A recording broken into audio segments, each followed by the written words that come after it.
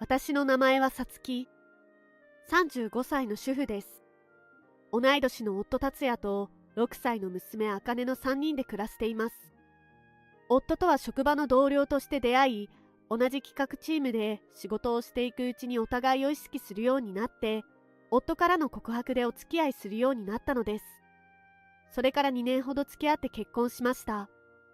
そしてお互いの独身時代の預金を頭金にしてマイホームを購入し暮らしています。私は結婚を機に一旦仕事を退職しましたが、住宅ローンの返済のため再就職し、今は夫婦共働きです。娘の幼稚園のお迎えは近所に住む私の母が担当してくれています。結婚当初夫婦で相談し、少しでも早く住宅ローンを返済するために、夫の給料から住宅ローンを、私の給料から光熱費、生活費の支払いと子供の学費を捻出することになりました。ですので、月々の支払い残金が自由に使えるお金ということです。住宅ローンと学費の貯蓄管理は夫がするというので、毎月現金で学費分を夫に渡していました。私は夫を信じきって任せっきりにしていたのです。それがとんでもないことになるとは思ってもみませんでした。結婚して8年、来年は娘も小学生です。学費が本格的に必要になるのは高校、大学進学の時。コツコツ貯めていた学費を定期預金に切り替えようと思い、夫に相談することにしました。そろそろ茜の学費として今まで貯めてきたお金を定期預金にしたいなと思って、もう少し後でもいいんじゃないか？なんで？今から徐々に切り替えていけばいいじゃない。夫の何とも煮え切れない返事に違和感を感じ、冗談っぽく確認することにします。どうして？まさか使ったとか？ああ、ごめん、そうなんだよ。ちょっと最近、職場でお祝い事が続いちゃって出費がかさんでさ。え？そんな、後から言われても。でも大丈夫。もちろん使った分は補填しておくから。まあ、きちんと計画を立ててるならいいけど。私が通帳を確認するために席を立とうとすると、夫が慌てたように声をかけてきます。ああ、通帳記帳していないから、今度記帳してくるよ。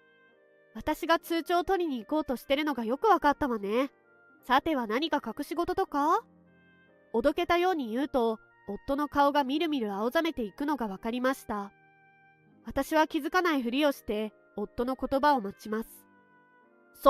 そんなさつきに隠し事なんてあるわけないだろ？そうよね。じゃあ、明日も早いし寝ましょうか。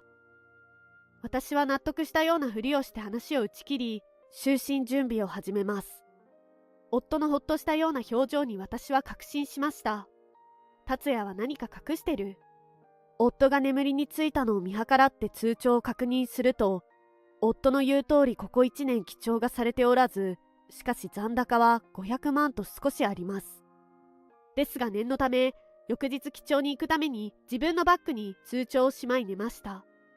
翌朝、朝ごはんの準備をしていると、娘と夫が起きてきて、おはよう、ママ。今日の朝ごはんはフレンチトーストだ。やったー！あかねの大好きなの。おはよう。そうだよ。しっかり食べて幼稚園に行こうね。いただきまーす。いただきます。何気ないいつもの一日の始まりです。そんな毎日が終わるカウントダウンが始まっていたのです。夫は何事もなかったかのように身支度をして出勤していきます。案の定、通帳を探す様子もなく、記帳のことなんて忘れているのでしょう。私の職場の近くに銀行があるので、昼休みに記帳に行く予定です。昼休みにランチもそこそこに銀行に向かい、学費預金の残高を確認してびっくり。ほぼ残っていません。後ろに並んでいる人もいたので、そそくさと銀行を後に。銀行の隣にある公園のベンチまでたどり着くと、倒れるように座り込んでしまいました。娘のために毎月欠かさず夫に渡していた学費貯蓄の500万円が消えています。1年前までは確かに預金されていたのに、住宅ローン用の口座には残高たったの70円。娘の学費預金は残高100円。どうしてこんなことに？利用明細を確認していくと、ちょうど1年ほど前から毎月返済金額ギリギリにしか入金されていません。それと同時期に学費預金が引き出され始めています。私はめまいが止まらず、なんとか職場に戻りましたが、上司にお願いし早退させてもらうことに。そのまま実家に帰りました。あらさつき、どうしたのそんな青い顔して。仕事は？早退してきた。ちょっと休ませて。それはいいけど、大丈夫なの？私は倒れ込むようにベッドに横になって休むことに。達也に対する怒りと不信感で埋め尽くされています。1時間くらい休んでいると、母がお茶を持って部屋にやってきました。ちょっと落ち着いた？うん、ごめん心配かけて。よかったら話してみて。家のローンの返済と茜の学費のために貯めてたお金を達也が使ってしまってたみたいなの。急に必要だったとか？急にじゃないの。この1年で500万円以上も必要なことってある？母も目を丸くして言葉を失っています。達也さんとしっかり話し合って、今日は家で茜ちゃんを預かるから、2人の方が話しやすいでしょ？できるだけ冷静に話すのよ。うちにはいつでも戻ってきていいからね。ありがとう、お母さん。私は自宅に戻り、夫の帰りを待つことにしました。その間、何か手がかりになるものはないかとゴミ箱を見てみると、そこの方に丸めて捨ててあるクレジット明細書を発見。その内容に驚愕して言葉もありません。女性ものの高級ブランドバッグや靴の購入、高級レストランの支払い、さらには賃貸マンションの契約金などなど、どれも身に覚えのないもので、おそらく娘のために預けたお金を浮気相手のために使っていたのでしょう。ふつふつと怒りがこみ上げてきました。私は急遽予定を変更。夫を問い詰める前に浮気の証拠を集めることにしました。ですが、夕食の準備をしながら、こうして達也のために夕食を作るのも、もうすぐ終わりかもしれないとしんみりしたのです。ただいま。おかえりなさい。あれ、茜は？今日はおばあちゃんの家に泊まりたいって。明日はおばあちゃん家から幼稚園に行くって張り切ってた。そっか。夕食の準備はできてるわ。ご飯にしましょうか。そうだな。いつもの会話なのに涙が出そうです。達也のことを心から信用していた私には、それだけ衝撃的な出来事でした。食事が終わりお茶を飲んでいると、夫が話し出します。あのさ、あさってから出張が入っちゃって。え、そうなの？あなたの部署は出張なんてそうそうなかったのに。うん、新たな試みでさ。そうなの？どれくらいの期間？1週間。そんなに？仕方ないだろ？仕事なんだから。翌日私は会社から有給をもらい、更新所へ向かいます。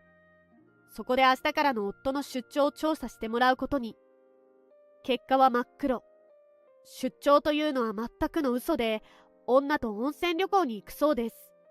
旅行は5日ほどで帰ってきて、その後は愛人のマンションで過ごすのでしょう。その後、帰宅した夫の旅行カバンには見慣れない下着が混じっていました。あれ？こんな下着あったっけ？ああ、それは出張先で買ったんだ。下着が足りなくて。おかしいわね。ちゃんと日数分準備しておいたのに。そうなんだ。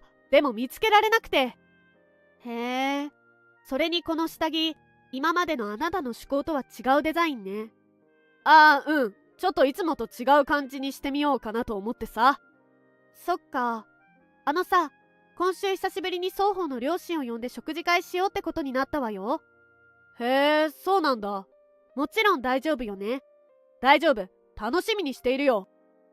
私は問題がスピーディーに解決するように、お互いの両親にも集まってもらって話したいと考え、食事会と称することにしました。義両親はとても常識的で穏やかな人柄です。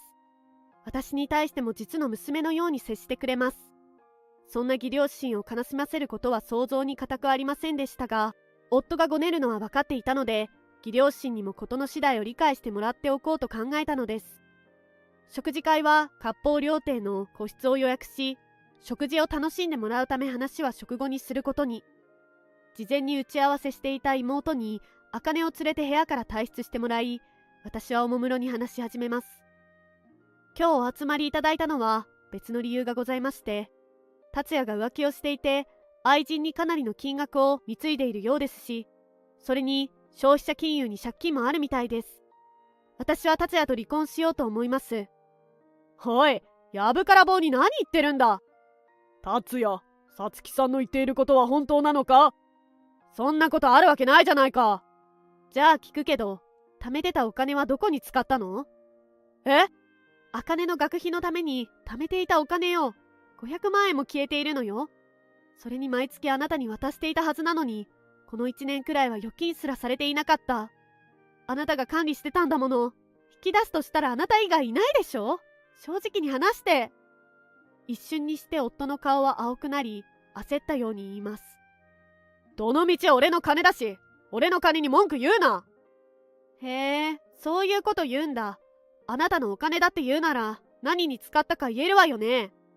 お前のそういうお金に細かいところに嫌気がさしてたんだよ。あなたは自分の娘の学費として貯めてたお金を愛人のために使ったのよね。だったらなんだって言うんだよ。俺の金なんだし問題ないだろ。なんだって？なんてことだ。否定すらしないんだね。最低ね。でもね、あなたのお金は通帳に残ってる70円の方だけど。は？何言ってるんだ。そんなわけ。住宅ローン用口座の残高70円は確かにあなたのお金。でも、娘の学費用の口座のお金は全て私のお金よ。あなたがローン返済、私が茜の学費預金をする約束だったでしょ？ああ。自分が管理してたから自分のお金って勘違いしてたとか、そんな言い訳聞きたくないわよ。達也の私に対する気持ちも分かったし、やっぱり離婚ということで。でも、茜の親権は私。家を財産分与しない代わりに、私が支払った家の頭金200万円と、あなたが使い込んだ茜の学費500万円。そして浮気の慰謝料を請求します。それに面会もなしで。いいわね。愛人の素性も調査済みだから、そちらにも慰謝料請求しますから。あとは弁護士を通して連絡してください。これは離婚届です。今すぐ記入してちょうだい。おい、離婚だなんて、俺一人でローン返済なんて嫌だよ。そんな理由で離婚拒否って呆れた。所詮、もう私のことなんかどうでもいいってことね。あ、いやそういうわけじゃなくて、ごめん、魔が差したっていうか、遊びだったというか、若い子から褒められまくったらなんか気が大きくなっちゃって。それで娘の学費用のお金で貢ぐなんて、本当に許せない。茜の学費は必ず返すから、離婚だけは。もちろん、それはきっちり支払ってもらいます。でも離婚です。達也、情けない。こんなできたお嫁さんがいるのに、よその女にうつつを抜かすとは。さつきさん、うちの息子が本当に申し訳ない。息子の使い込んだ茜ちゃんの学費は、私が代わりに支払って達也から徴収するから。義両親が土下座して私に謝ってくれる中、夫は呆然としています。お父さん、お母さん、顔を上げてください。実の娘のように接してくださったお二人には感謝しかありません。悲しい思いをさせてしまって本当にすみません。達也は立派な成人です。達也がやらかしたことは達也自身の責任です。そしていざ離婚届を記入するとなったところで、夫が支離滅裂なことを言い始めます。なんで浮気ごときで離婚になるんだよ。ただの遊びだろ。それに我が家の金を一家の主が使って何の問題があるんだ。離婚なんてしない。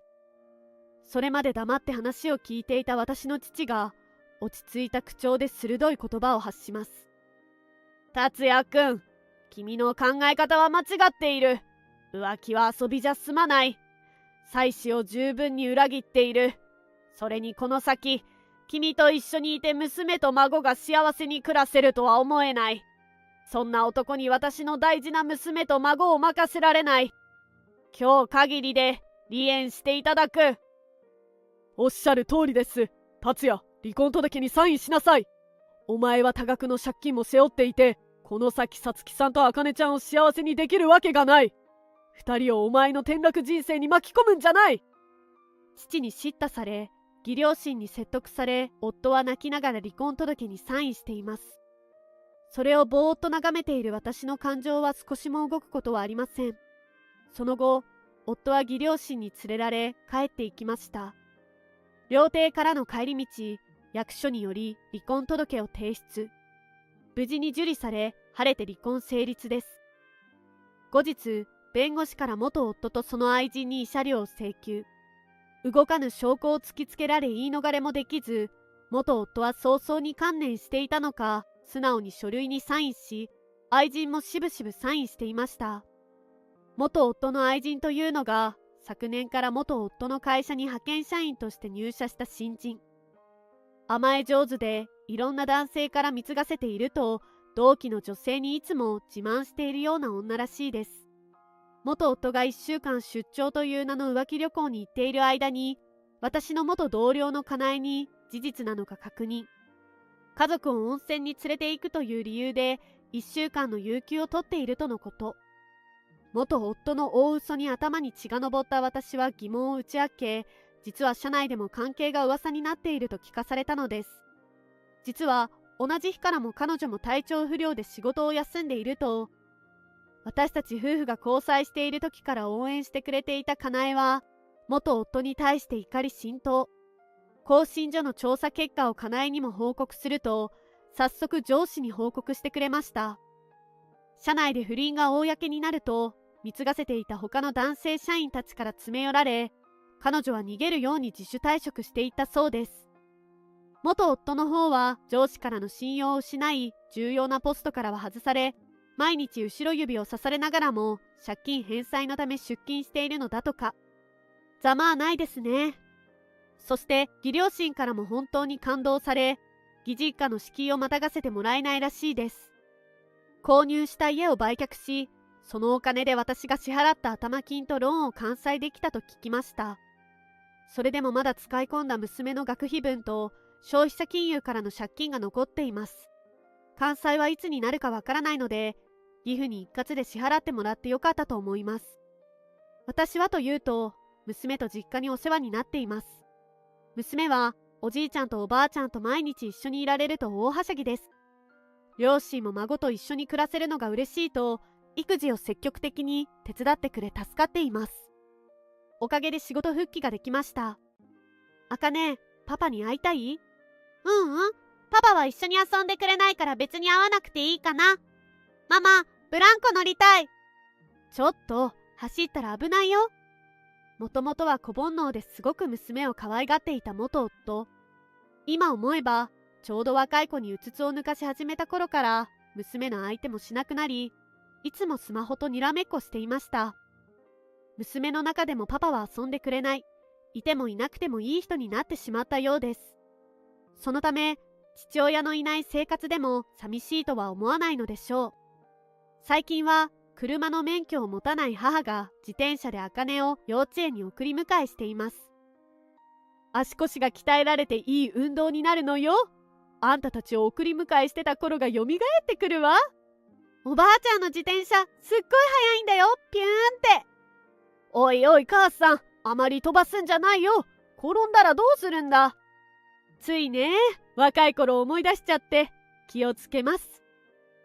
毎日笑いの絶えない穏やかな生活を送っています。私自身は信頼していた夫に見事に裏切られたことで、完全に男性不信です。この先、再婚というのは全く考えられません。